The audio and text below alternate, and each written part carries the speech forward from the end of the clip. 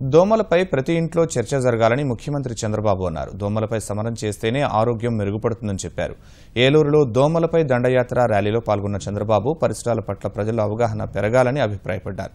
పరిసరాలు పరిశుభ్రంగా ఉంటేనే దోమలు నిరోధించగలమని అన్నారు. బహిరంగ మల విసర్జన రహిత రాష్ట్రాల్లో దేశంలోనే ఏపీ ముందుండాలని సూచించారు.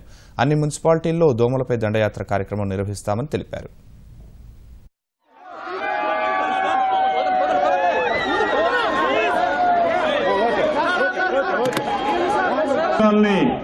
వచ్చే పరిస్థితి వస్తా ఉంది.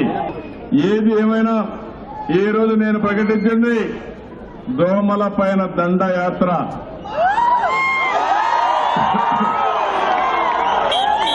మీరందరూ భాగస్వాములు కావాలి. దోమల రహిత రాష్ట్రంగా తయారు చేయాలి. ఏలూరులో నేను చూశాను, విమానం 2 రౌండ్లు వేశాను, ఊరంతా తిరిగాను. తమ్ముళ్ళు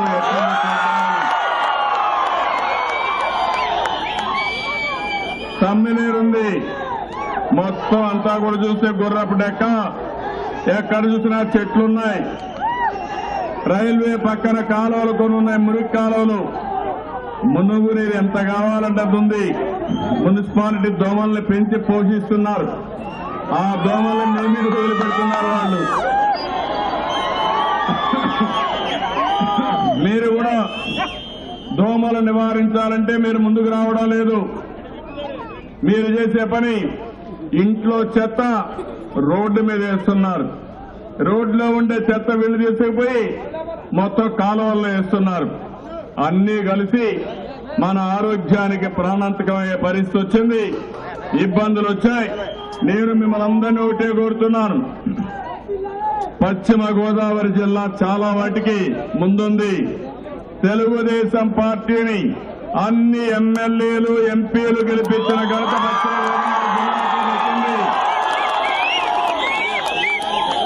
నాకు కూడా ఒక బాధ్యత ఉంది. ఈ జిల్లాను అభివృద్ధి చేయాలి, మీ యొక్క ఆదాయం పెంచాలి, మీరు ఆరోగ్యంగా ఉండాలి, ఆనందంగా ఉండాలి. అదే నా ఆలోచన.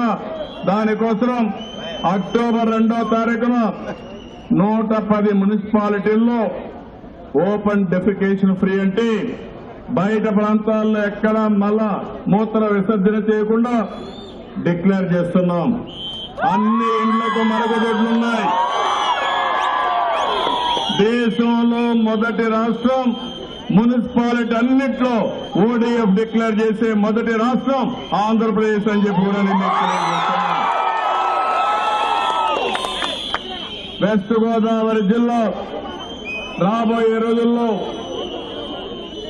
డిసెంబర్ కానీ అదే మరి సంక్రాంతి లోపలనే అన్ని గ్రామాల్లో మరుగుదొడ్లు కట్టి ఓపెన్ డెఫికేషన్ ఫ్రీ అంటే